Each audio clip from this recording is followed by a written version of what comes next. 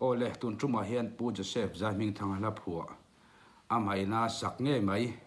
karila ra ti kha ron riek ve kan tuma lain thum ha toy te han nei velok kan du chu pu Joseph zaming thanga hi katan cho mi poimo tak mai ania arong bol na kal tlang hian thara lam na te mason na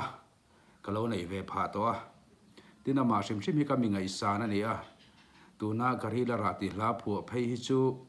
at hu hi arilin a tha hi ka ti em maya zoram nu le pa te na kan ma mo em thu tam tak aro din ziak chukin ka ria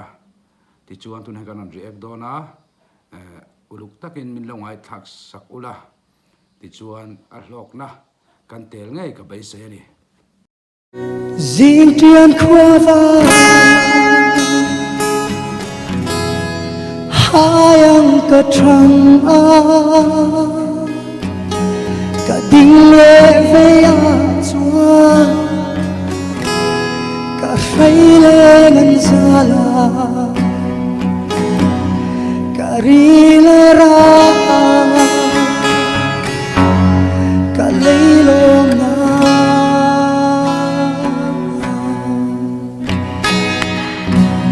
bội tê ka nei chun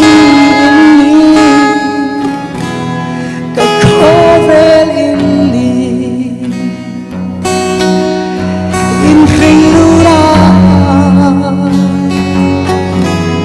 in ni le cha ri a po ka thei na zong le in tan kom ze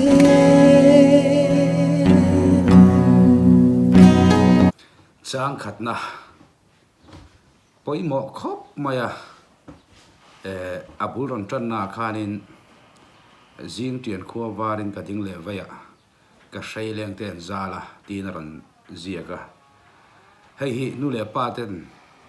tan chon thil poimo tak mai nia zing khowara mani fa te kan bul na ya ngai ngam tak maya kan thazar noya an han mu dia mai te hi nu le pa tan zon thil mu nom tling lutuk ania tin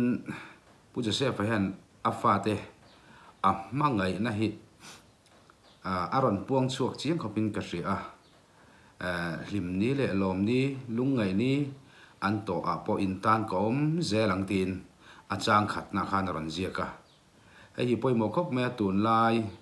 nu le patam tak ten kan fa te kan en kol na konga kan fa te ta na in nga na tlak lo nu le pa hi kan tam to lu tuka fa ten an har sat mang an na an hril ngam lo nu le pa hi kan tam to lu tuka chu wang chuanin pu Joseph fa lai na aron soi ang hianin an har sat mang an to lai ber po a kan fa te ta na nu le pa kan ni fo hi ngaya an har sat na sut kian sak thei tu kan ni fo hi atulani ngai thak chun zom le phot te an cùng bùn bao in gió in vân ban cari a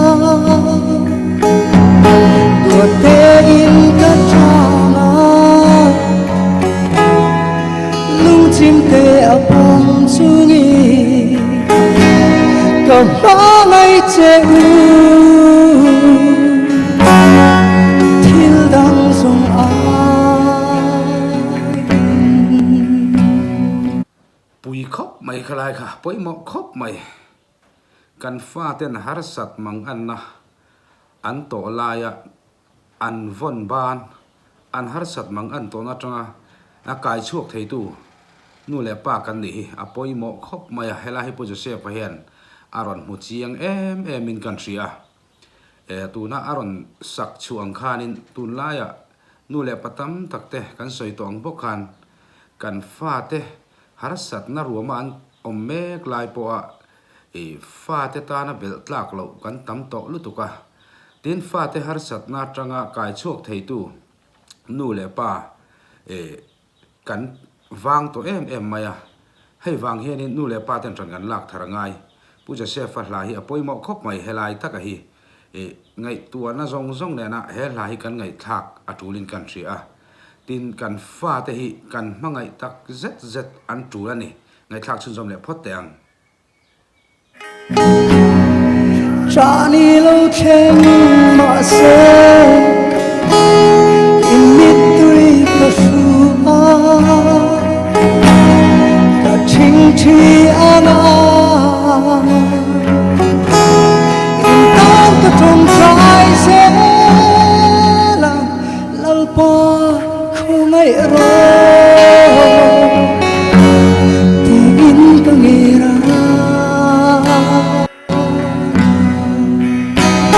poi mo khop mai khalai kha mani fa te ta na tong trai hi heti han ngai tu mai chuan in thil ol sam ang deuh hen alanga kan ti nge tur po ani mek la hian zoram chunga nu le pa ten kan fa te ta na tong trai thei hi han in chiar ngat tai la kan tam lo vio vinarin oma tin mani fa te lu chunga kut ngata tong trai thei phei hi chu kan thanem lo vio nan rin oma ama ro chu kan fa te ta na bang lo va kan tong trai hi chu la tun la ya thalai te kan du na muna pathian ni a po in khom a in mun dang ha kal nuam ti jok te kan tam ta khop maya heng te hi abul thum ta ka chuan